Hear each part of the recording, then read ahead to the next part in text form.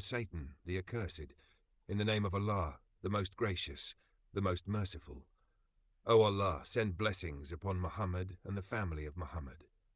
Adjacent worlds. Imagination is delightful within its boundaries.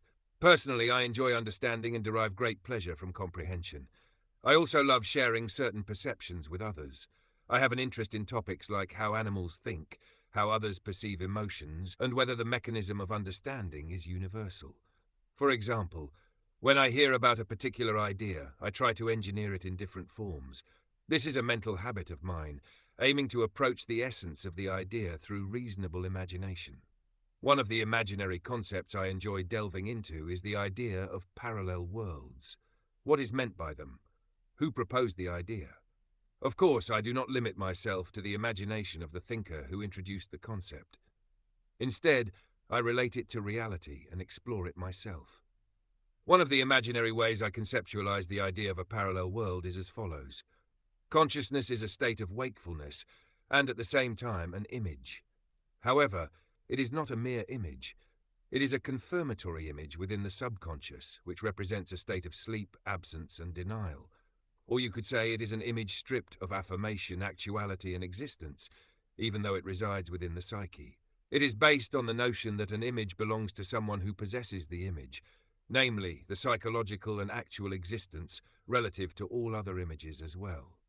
If we limit our understanding of reality to the senses, then everything in external existence is nothing but sensory images. If we associate the one who possesses the image with all those images existing externally, that entity is the confirmatory image, while the others are merely abstract perceptions. If we further consider that affirmation involves choosing one image among all others to appear through or exist within its vicinity, then every image becomes a version of the possessor of the image, stripped of all others by focusing on one alone, or perhaps through sleep or turning away from them.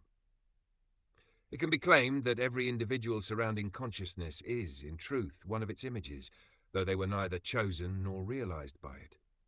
Hence, they become the universal, conscious, and encompassing whole of everything other than them.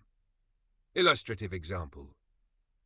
A sleeping person may dream of a fully realized world.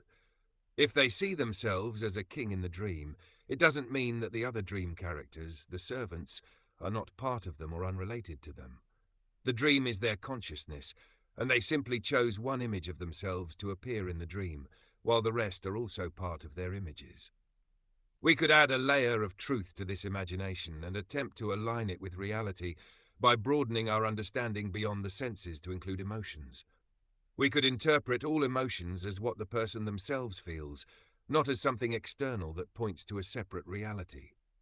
For instance, a beloved and beautiful child is nothing more than a feeling, with no external reality beyond the psychological existence. The same feeling could represent a despised or ugly child in someone else's psyche. To clarify, this is a rejected imagination from a rational perspective.